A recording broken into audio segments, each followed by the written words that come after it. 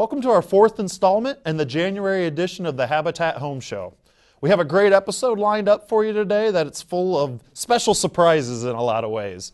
The first part of our episode today will be the actual walkthrough of the 6700 Sandy Drive house. It's the Pope build and the one that we've been following through each of our episodes so far this year. Today on our Restore Spotlight, we'll be looking at some items we have for your new TV that you may have got over the holidays. And now, without further ado, let's go out to our 6700 Sandy Drive build site where Norm and the new homeowner, Valanda Bryce, will do a walkthrough of the house. All right, thank you, Brad. I appreciate it. Today we're here with Valanda Bryce, and we're going to be doing a walkthrough on the house that we, of course, have built at 6700 Sandy Drive. And what we're going to do, Valanda, today is I want to make sure that you understand how everything works in your house. Of course, I want you to be able to see, of course, that everything is completed and how, of course, beautiful it looks. Of course, you were here doing your sweat equity hours also, but like I say, I think we do a great job producing a really nice home, and we do a lot of it, of course, with volunteers. So one of the things we start with actually is our homeowner's warranty manual.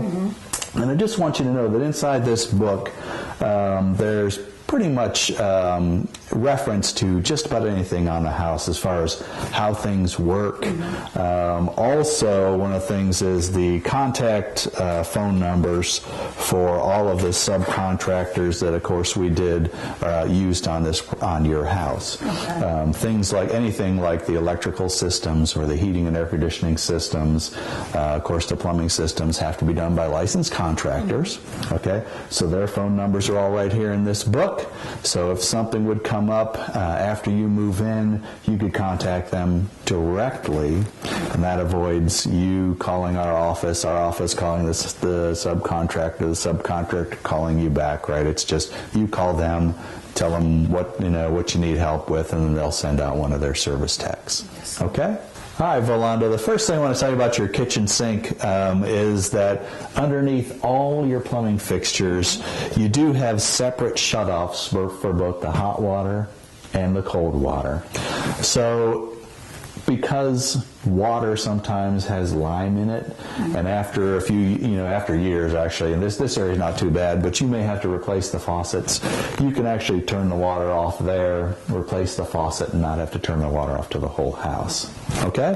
So I want to make sure that you do see, of course, these are Moen faucets. So you have hot, and then of course cold. All right? One nice thing about the Moen faucets is they have a lifetime warranty. All right, so if you have a problem with those, you can actually just send Moen an email or call them, and then actually they'll just send you the parts to fix it. And same thing for the first year, everything on the faucet is under warranty. Something else I want to tell you about in your kitchen is that all of the plugs, okay, are protected by a what they call a ground fault circuit interrupter. So sometimes in homes you see the plugs with little buttons. Have you seen those? Yes. All right. So this is the same thing, but it's controlled actually at the in the circuit panel, which I'll show you. But just keep in mind that if all of a sudden these plugs in here aren't working, there's a good chance it's one of those GFI breakers, and I'll show you how those work and how to reset those. Okay? So anything that's by water will be protected by that.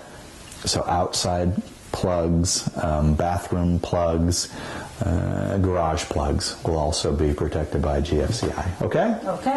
All right, something else I want to tell you about is, of course, on your vent hood, this is vented to the outside. Of course, you have high and low settings. I would suggest, again, run this as needed.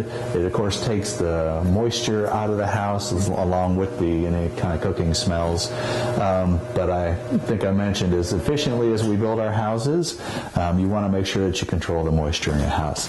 These do have a filter underneath. It is replaceable. You can get those either through the manufacturer. You can buy them at Lowe's or Home Depot or any kind of hardware store. They're all pretty standard. But same thing, if that does get clogged with grease or dirt or dust after a while, you can just replace those and make sure it's working efficiently. Okay. All right, and then the rest, as far as your kitchen cabinets go, you got your Lazy Susan, right? Actually, your kitchen, you have 2 of them. These are great. They help use up this storage that sometimes get hidden. Just you want to be careful when you're putting things in here. I would suggest if you do put canned goods in there, don't overload them with canned goods. They're the only thing that can maybe get it a little out of balance or something like that. But other than that, you can put anything you want in them. Of course, the rest of your cabinets and cabinet doors, cabinet drawers, right? As far as how they work. I don't know if you want to, like I say, if you'd like to check and see, or if you've already done this. This one here does have some storage in the back. Okay. That's for that stuff you never use. Okay.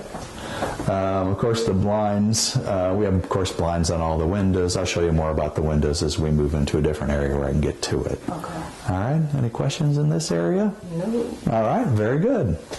All right, Valanda. A couple of things I want to tell you about, of course, are your door locks. We do have a deadbolt lock and a regular entry lock on all 3 of your doors, actually. They're all key-alike. So one key will work all of the locks, so you won't have to worry about carrying around a bunch of keys. These locks are actually provided to us by Yale Locks, which is great. They're an awesome lock. They really, like I say, they hold up well. They work well. The other thing I want to tell you about, of course, is your storm door here. One of the nice things is that the glass actually stores right in the door itself. So you can raise it. If you want to let some air in, you can, of course, raise it all the way up in the springtime if you don't want to run your air conditioner. Yeah, it's nice. And, of course, it does have a latch and a lock on it. Now, one thing about storm doors is it's not a security door, right? But, again, it does have the lock if you're, just in the house and want to make sure that somebody just doesn't walk in inadvertently. Okay? Okay. Questions? No. All right. Something else, of course, as you come in here, do have switches for your ceiling fans. And the way the ceiling fans, let me see here, there we go. This one's actually a 3-way switch. So you have a light kit on these. You can turn them on or off. And same thing with the fan. You have actually, it's a 3-speed fan, so it has a high, a medium, a low, and then, of course, off. And then you can also reverse the fans so that it runs the other direction. And so the idea is when in the summertime, like when you want to feel the cool, you can actually have it going the way it is now, so it blows the air down. And then in the wintertime, if you just want to circulate some air, you actually reverse the blades, and then what it does is it pulls the air up, and so the air is kind of blowing around the edges of the wall, so you don't feel quite as cold with it running that direction. Okay? Okay. All right. Any questions in here or anything that we need to talk about? No? Okay, very good. All right, Valanda, in your laundry room, a couple things I want to point out is the dryer plug. If you're coming from an older house, a lot of older houses only have a 3-prong plug, whereas the electric code now requires a 4-prong. But if your old dryer has a 3-prong plug, just remember that you can actually buy a new cord for it, and they're not real expensive. It's definitely less expensive than buying a new dryer, and it will work on the older dryers. There's an extra green ground plug that you hook up to make it work with one of these. Your vent on your dryer hooks up here. Okay. So on the back of your dryer it'll have the little 4-inch vent, and you just need a flexible hose to hook it up to this. And on those flexible hoses, make sure it's not a plasticky, the white ones. They're actually not safe at all. Okay. So the ones you want to get are actually more of an aluminum, or else you could have somebody hard pipe it into if you want to do something like that. Okay. But that's what that's for. The exhaust from the dryer hooks up there. Of course, this plug here is for the washer, and your washer hoses hook up here. Cold water, of course, is the blue. Hot water is the red. And then your drain actually hooks up here. We've got this cap on it just to protect it so we don't get sewer gases until you get your washer hooked up and ready. And the other thing I'd like to tell you is when you turn these hoses on, okay, if you keep in mind that right is letting the water come to your washing machine. First of all, when you get a washer, make sure that the hoses are new. All right, because after time those hoses will dry rot, and I guarantee you when you tell somebody a story about your new house like this, they'll say, oh yeah, I know somebody that had their washing machine hoses burst. Because what happens is if those rot and burst, you've just turned a hose on to your whole house. So one of the things I suggest is these are what they call 1/4 turn valves. So if you take that and turn it just 1/4 of a turn like that, it's all the way on, and 1/4 of a turn back, it's all the way off. Okay. So if you can get in the habit of when you start your wash, turn the water on. When you put the last load in the dryer, turn it off. Okay. At least you know that these aren't going to burst while you're not home. Right. Okay? Because there's lots of people that talk to your insurance agent, they will tell you that, oh my gosh, yeah, we just paid a claim or had to do a claim or something like that, and water went all through the house. Okay? Yes. All right, great. One of the things I want to show you on your windows, Valanda, is that actually these are, of course, it's a double pane. Let me get that to stay up. Double pane vinyl insulated window. These actually have what they call argon gas in them, which makes them more efficient.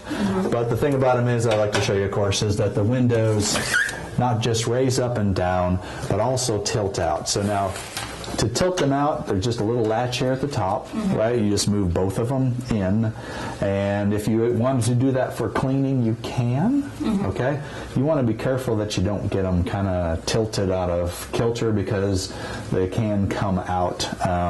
But then also, if you have to replace the screens, you actually have to lean them out and then the screens tilt in and come out like so. All right. Now, like I say, this window carries a 1-year warranty on the workings of it, but then the glass actually carries a 5-year warranty against seal failure. And so what that means is that in order for them to perform right, that seal has to stay intact.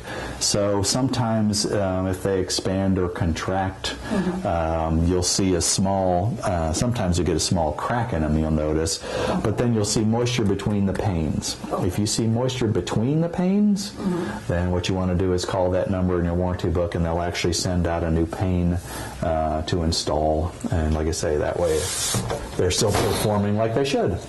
Okay? 2 latches for security. All right, Valanda, I mentioned to you that underneath your sinks, there were shutoffs on all of the water lines. So same thing, you've got the hot and cold shutoffs. And again, the Moen faucets, same thing, hot to the left, cold to the right. Okay, and of course there is a stopper. We do have, of course, your vanity mirror installed, right? There's some storage back in there for medicine or toothbrushes and things like that.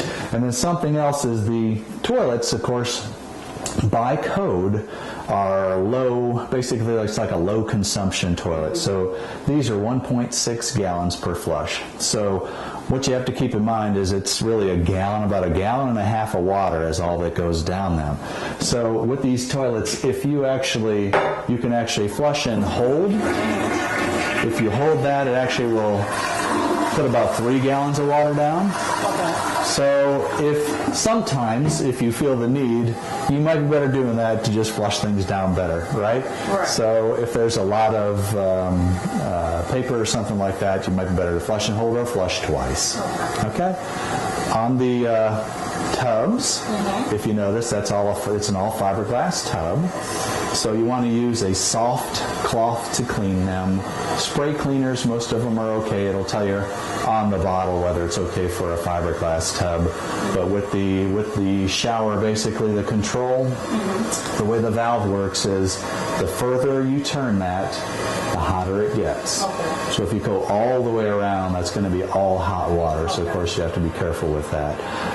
So you want to adjust that first before you get in, and then on the spout is basically the pull-up, which will turn the shower head on.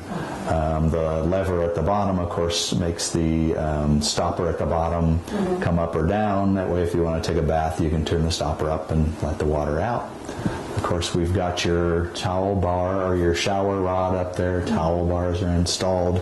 And then the other thing about this is we use a Panasonic bath fans. And these are great because that's been running the whole time. So they're really quiet. Right. So same kind of thing. You can actually leave them on to help ventilate the house if you feel the need. This one actually has a few nice features. It actually has, whoops, that was the wrong light. It has a night light that's on there, so you can leave it, turn it on or off separately. And then, of course, the switch for the fan. Okay? I like that feature. I know, it's great. All right, well, we'll move along then. All right, Valanda, of course, in your owner's bedroom here, everything is set up, everything looks nice. Of course, you got your ceiling fan, right? The same thing with the switch. You can turn those on individually. Closet, of course, back here, sliding doors. You know, with the sliding doors, basically you just have to really not do much to them, honestly. Sometimes they've been known to come off a track. If that happens, you really just lift them up and pop them back on. But the way Donnie's got those tracks at the bottom, I don't think you'll have that issue. In your bedroom here, too, we do have the electric panel, which is something I want to talk about with you. Okay? So if you notice, if you want to come over here, and we can see this, I'll have you do this. So if you notice that on the panel on the door here, all these things are labeled. And it's kind of hard to see, but along the edge of the panel, right, are numbers that coincide with these. Okay. So of course, these are all for your furnace. You do have a real high efficient heat pump. But if the furnace wasn't working, you'd see that one of these was tripped. Right. And I've told you about these, what I called your GFCI protected outlets in the kitchen. All right, that's what these are with the little buttons. Okay. All right, there's some that are yellow, some that are white. They work very similar. One's a combo, one's a GFCI. I won't get into all that with you. But let's say that you found that your, let's see here, where am I going? Like your dining room receptacles, okay, weren't working. Well, what would happen is this would probably be tripped like that. And the way you can tell it's tripped is you see like a little orange in the window, all these, okay? So to reset it, you actually flip it back on. As long as it stays on, then you know everything's okay. If it stays tripped, if it won't reset, that means that something is there's a problem either with the circuit or maybe there's something plugged in that has some frayed wires and won't let it reset. Okay. So the first thing is just unplug everything that's in those circuits and see if it'll reset. If it is, then you know you got a bad toaster or something like that. Okay? One other thing I want to tell you about is that these breakers are sensitive to a spark or an arc. And so what we've found is that if you plug a sweeper in where the sweeper is still turned on, this breaker will think it's a spark and it'll trip. So if you're somebody that does that, you might have to get out of that habit to make sure you turn the sweeper off, plug it in, and then turn it on, and then you'll have no trouble at all. Okay? Any questions as far as this panel goes? It's a 200 amp panel. That's the main breaker. You probably won't have to mess with that. That's more for the electrician. And then, of course, the electrician's name and phone number is all right here at the top if you have any issues. Okay? All right. All right. Great. So, Valanda, one of the things, of course, that you have the feature of this house is a touchscreen thermostat for your heating system. This is great. This is provided by Lennox. And actually, it tells you much of what you need to know. It kind of works like your smartphone, but right here on the control. If you decided that you want your temperature a little warmer, you just basically hit the little slide and actually even slide it up a little bit to get it to 60, you know, whatever temperature you want it set at, or you could slide it back down. There it goes. You can just heard it clicked on. The other thing is it also has a plus and minus if you want to just click it up like 1 degree or click it down 1 degree. You can do that. So the thing on here, of course, it shows you the time. It shows you what temperature that it's going to heat it to. So this is what it is inside now, is 65, and it's going to heat it up to 69. Next up in this episode, we have David Mauk, our volunteer director, interviewing Jessie Blair from the newly formed Wright State Habitat for Humanity campus affiliate. Hello and welcome back to the Habitat Home Show. My name is David Malk. I'm the volunteer director at Habitat for Humanity of Greater Dayton. I'm really excited this month to be joined by Jessie Blair.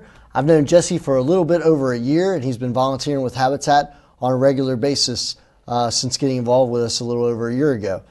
Jessie started volunteering as a student at Wright State University, and we're going to talk to him a little bit about his experiences today. So Jessie, welcome. Oh, thank you. And first of all, can you tell us a little bit about the program that got you involved with us, which is the Organizational Leadership Program at Wright State University? Yeah, organizational leadership, I went into that field kind of not knowing what it was, and then once I got into it, I realized that it's really kind of the people aspect of business, so it focuses on organizations and the dynamics of how people work together, but it doesn't necessarily focus so much on the business end, more about people's personalities or work types and how those might conflict with one another or different leadership styles and stuff like that. Great. Can you tell us a little bit about what made you think to contact Habitat for Humanity? I know in the program you have to partner with a local, I believe, nonprofit organization. Mm-hmm. What led you to think about Habitat for Humanity as the organization you wanted to partner with? Mm-hmm. Well, yeah, the course required that I partner with a nonprofit organization and write papers on that. And what drew me to Habitat for Humanity was that I've been a carpenter now for over a decade, so it's a little bit in my wheelhouse working on housing and whatnot. But also, with that, the idea that a home and what it means to people, I realize how important that is. That's something I've noticed in my work. And so when it came time to how I felt like I could best help other people, Habitat was kind of a no-brainer for me. Awesome. And I know it was great having you volunteer with us on a number of different levels. I think that's one of the things I like most about the program is, most people think about maybe swinging a hammer or building a house, but you also volunteered at our restore. Mm-hmm. You got a chance to come to one of our staff meetings and see what happens behind the scenes at Habitat for Humanity to lead up to the build. So it was great having you engage with us on a number of levels. Mm-hmm. What did you like most about volunteering with Habitat? I think what I like most about it is, and it kind of goes with what I was saying, being able to provide a home for someone. And looking back on my years and growing up, I think I kind of took for granted what a home meant to me, but once I got older and on my own, I realized the safety and the comfort that comes with it. And so I think my favorite part of volunteering is when we get to meet the partner families, be able to kind of just see their excitement for the process, and then to be able to help them achieve that is a huge thing. Awesome. Mm-hmm. Well, I can say it's been wonderful getting to know you over the past, say, 18 months since we've known each other. I think it was about a little over a year ago this semester that you contacted me and asked if you could plug into Habitat and work together. I remember we had a great breakfast. So thanks so much for all the volunteerism you've provided to our program, and I look forward to working with you in the future. Yes. And thanks for joining us on the Habitat Home Show. Yeah. So now, let's go to our restore at 115 West Riverview Avenue in Dayton, Ohio, and look at some of the furniture we have for sale at very discounted prices. You'll notice that in our restore right now, we have about 6 different models of brand new entertainment consoles. These consoles are valued anywhere from $250 to $300. And you can actually get them for $125 in the box or $150 assembled. There are 6 different styles that we carry currently, and they go from anywhere from a more modern kind of look of an entertainment console to the more traditional wood-based look. These consoles, as I said, can come assembled or in the box, and we were happy to assemble it for the $25 fee. Please visit us at the Restore and ask any of our helpful assistants, and they can point you in the right direction of where you would find these entertainment centers or any other furniture or supplies you may need. It's time now for everybody's favorite part of our episode, Norm's Know-How. I think Norm today has a couple timely tips for the cold weather that we have outside. So I'll let Norm take it away. Thanks for being with us again, Norm. Thank you, Brad. So everybody's seen our walkthrough on the new energy efficient house that we build, of course, for our partner families. So I want to kind of talk about things that you could do at your house with the cold weather that we have right now. Anything you can do to improve the energy efficiency or to decrease air infiltration will help save you all money on your energy bills too. So of course, check the caulkings around your windows and doors. Again, it seals it from the water, but it also seals it from the air penetration. Something else that's always great to do is if you contact your local energy provider like DP&L or Vectren, most of them have an energy program where a lot of times you can get things like these gaskets for your outlets or switches. And one of the things you have to think about is every one of those leaks some air unless you have a really efficient house. So if you can stop that air from getting into the house, that's less air that you have to condition and warm up to, basically make it more efficient. These are simple to put on. I mean, anybody can do these. There's ones for plugs and switches, and literally you just take the outlet cover off. Once you get the outlet cover off, of course, there are going to be wires in here. You really shouldn't have to worry too much. Generally, they're back inside the box, but you take the gasket, put the gasket right on there. They're actually made to fit the outlet itself. And then if you notice, it basically is just a seal. So once you put the cover back on and screw the plate back on, what it'll do is it'll tighten up and of course seal that back to the wall. There's testing that shows that every house, the leakage that you get just from your plugs and switches is like leaving a door open or a window open all year round. So it really makes sense to try to seal that up. A couple other easy tips to do to save energy, of course, energy saving light bulbs. About 50%, Brad, of all the energy that your house uses is actually for appliances and lighting. And things like a CFL bulb is actually 90% more efficient than a regular bulb. The CFL is 75% more efficient. The LEDs are about 90%. But when you think about the savings, we're talking about a house that has about 30 bulbs, saving $250 to $300 per year just by replacing the light bulbs. And they're, of course, becoming more affordable now. So it's a great, investment, something you can really do to help, save money, of course, preserve the environment. It's just a good thing to do.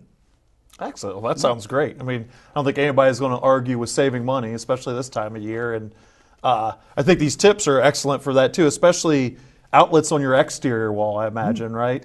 Exterior wall, and actually it's important to do the interior wall too. Even though on our new houses we seal the interior penetrations, basically where all the wires go, older homes don't have that, and you'd be surprised when we do the testing how much air will actually pull through interior walls in a house that hasn't been sealed properly. So do them all. These run about $3 for 20 of them, so you can do your whole house probably for less than $10. Oh wow, awesome. Well, thank you. Oh, you got some more for us? I'm sorry.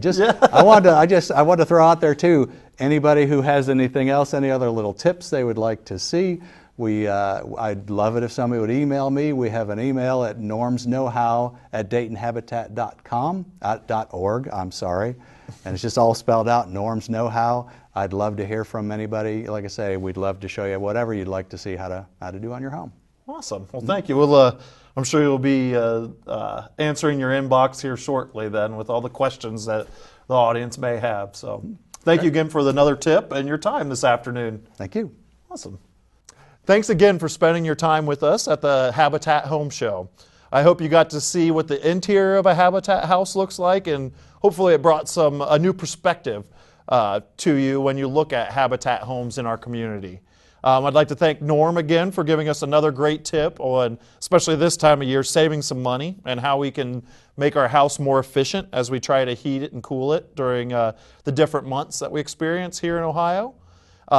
Stay tuned for next month's episode. Next month, we will actually be talking about kind of the backside of family services and Habitat for Humanity. We'll be talking with our mortgage director, who is the one that's responsible for actually servicing, originating, and maintaining all the mortgages that Habitat has with the partner families in the community, as well as we'll do another restore feature, and I believe we'll start a new house to track the progress on. So we'll see you next month. Thank you again for joining us. Take a little time, show a little love. Take a little time. Take a little time, show a little love. Take a little time, show